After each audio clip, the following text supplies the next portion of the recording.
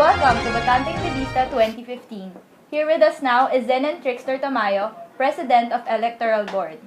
Hi, good day. Zen, what is the Electoral Board, or ELBO as we know it, and what are your functions? The Electoral Board is sent by the College Alabang's College of Arts and Science, very own Commission of Elections. We function as the mediator of all elections regarding the SEC. Okay. So, what is the composition of the Electoral Board, and who is your ELBO moderator? Our ELBO moderator is Miss Michelle Rosella, the current prefect of discipline, and the composition is 8 people. And can we know what the functions of those 8 people are? The functions are. Wait, what? Can you from the president to the chairperson? Okay, thank you. The functions are, first is the chairperson, which is me, which overlooks everything that happens inside the electoral board. Next is the vice chairperson, which is the helping hand of the chairperson. Third and fourth is the supervisors, which mediates what happens below the chairpersons, and 5 and 6 is the poll clerks, which is the ushers during the elections. Sorry, that's only 6 people. Okay. So, are there any representatives for each one? Excuse me, what do you mean? For each course. That was initially the target of the electoral board, but we lacked the recommendations from the Council of Student Leaders. That's why we couldn't expand that much, in a lot of courses.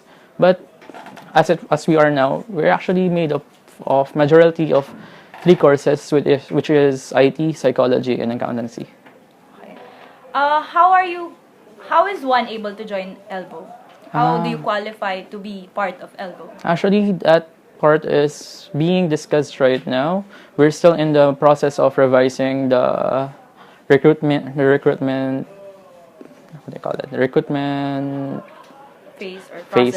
process of the electoral board. So, I understand that as part of your job in the electoral board, you are the ones who screen the candidates for SEC. So, how do you do that, and what are the qualifications to become an SEC candidate? That's the qualification is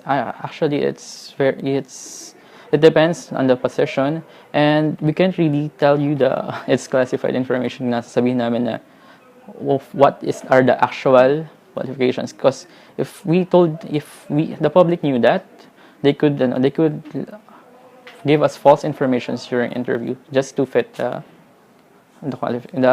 said qualification.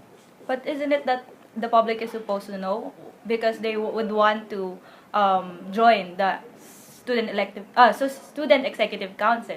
How would they know if they are qualified to join? And it's open to the public, isn't it? Yes, it's open to both the public. First, they must pass the basic requirements passed by the electoral board, which is like the grade requirement, everything else. Then actually it is based on their leadership experience back then, but we're gonna screen that pa. So yung qualifications nila is actually it varies. So I can't really diverge that information because it's nasa loob ng ELBO. So sorry. So I understand also that you have the electoral code or election code. Yeah. Is it not open to the public as well? Actually, it's open. We publish it.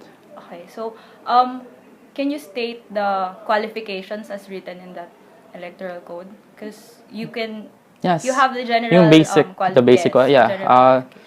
Depending on the position, first is the 4th year, and first is the president, wherein he is required to be an incoming 4th year student, and others are pare-pareho na ng qualifications, which is the CGPA of 2.38 and minimum load of 18 units, and no pending or previous major offenses made.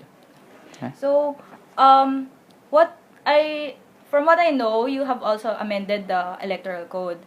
What were the amendments made in the electoral code, and why was there a need to amend the electoral code? The 2014 revision. Yes.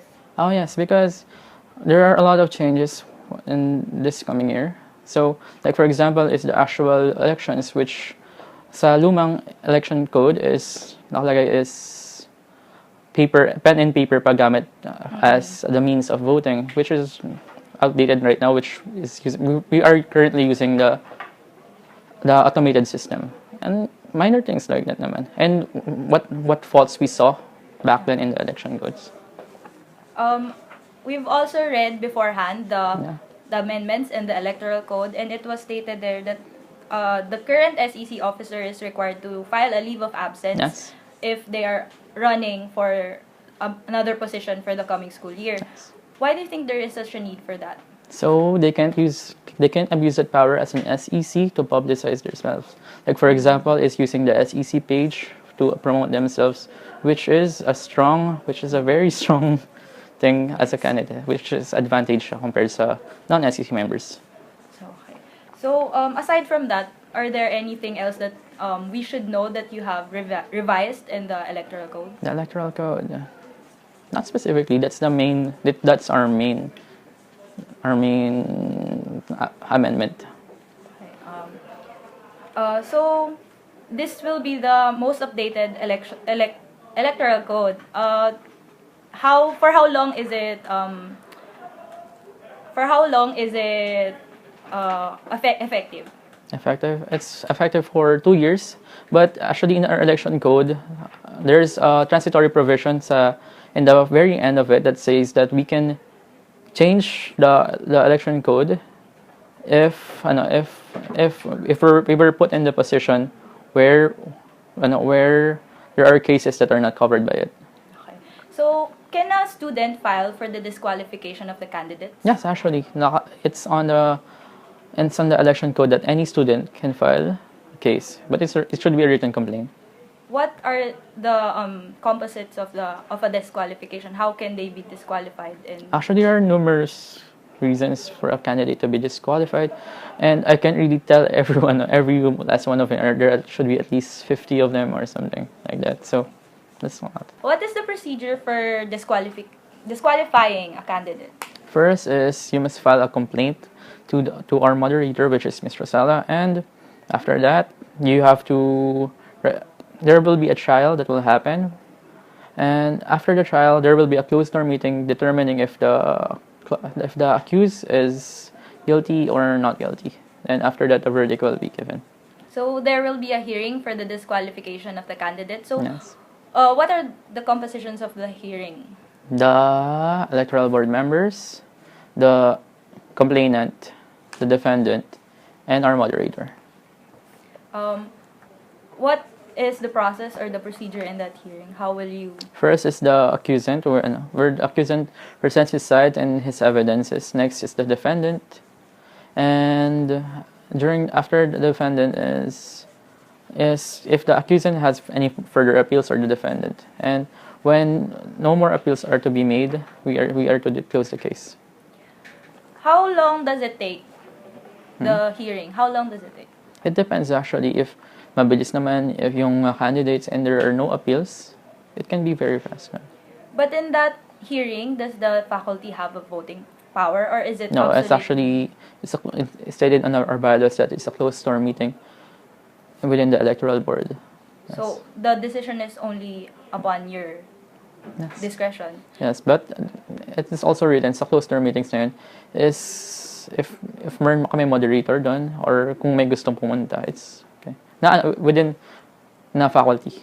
Okay, but if they want to go there, yung faculty, they wouldn't have anything to do with it, just to observe. Mm-hmm.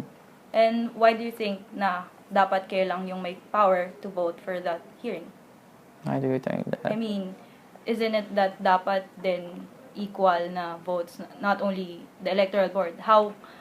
Why do you have the absolute power to vote for that hearing? So, in my opinion, since we're the ones who drafted our amendments, and we have the most knowledge of it.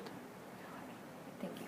What can we expect this coming election? Oh, actually, there's a lot of stuff. For example, sa interactive campaign nila, is they're gonna have their own balconies, mas malaki and the entire day for it. And sa meeting the Avanza, yung pinaka-highlight namin is lahat ng students sa CAS committee is required to attend it, and they are excused from their classes. And our venue is dun sa St. Marnat mismo. So, And sa elections mismo, Yeah. is we're still pushing for it, pero baka if magawa namin, baka maging mandatory na rin yung elections mismo, where our professors will direct them to the voting area. is it automated again? Yes, automated na siya. Thank you, Zen, and please invite everyone to the meeting de Avance and to vote for the elections. So guys, vote yes elections. For your future and everything. Para sa inyo to. That's all. And when is it? It's on, the interactive campaign is on March 3, 2015, sorry. March 4 is the meeting de Avance, and the elections will be on March 5 and 6 at the computer laboratory. That's all. That's it. Thank you. Thank you.